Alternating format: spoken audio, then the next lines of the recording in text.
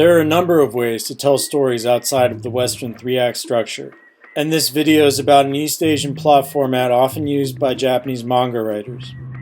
What up, this is Matchstick, and we're talking about the creative in creative writing. First, I'm in California, and Kishotenketsu is a foreign art form for me, so I probably don't understand it completely. I will link to another video from a Japanese source that does a good job of explaining it from a more native angle. Anyway, everyone is familiar with the Western three-act structure, which is based on two conflicting forces, good and evil. Using yellow for good and blue for evil, the three-act structure usually looks like this.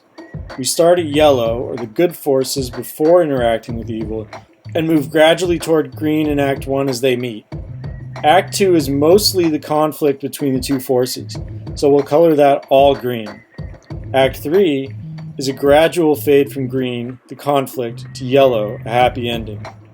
In contrast, Kishotenketsu focuses more on the differences between two acting forces, not necessarily categorizing either as good or evil. This storytelling practice has roots in Chinese poetry and breaks down into 4 acts: Ki, Sho, Ten, and Ketsu. The key act here is similar to the start of the Western Act 1. It is things at a status quo, a yellow. But instead of introducing conflict, Act 2, Sho, only deepens our understanding of the status quo, making the yellow deeper. Act 3, Ten, is the twist. This act introduces and focuses on the second force, and may make no sense whatsoever coming from the previous parts of the story. This will be colored completely blue. The fourth act, or Ketsu, is a recontextualizing of the twist through a mixture of both forces. Instead of putting the two forces in opposition, they come together to form a new status quo. This is the green section. Needless to say, these are very different storytelling structures.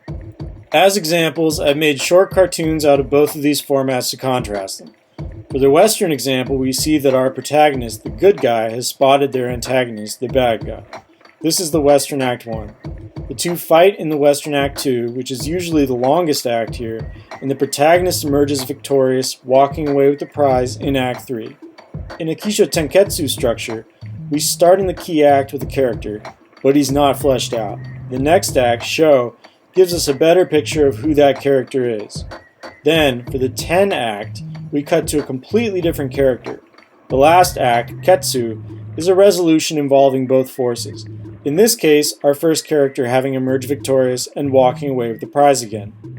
These weren't perfect examples of either structure, but should give you a basic idea of both concepts. I made the scenario one of violence to point out that, while Kishotenketsu is not inherently violent as it doesn't require good and evil forces, it can still be a way to tell violent stories. Kishotenketsu isn't necessarily a better way to format fiction, but it shows the deviation from the Western three-act structure is possible. And with that three-act structure being ubiquitous here in the West, that's certainly something to chew on.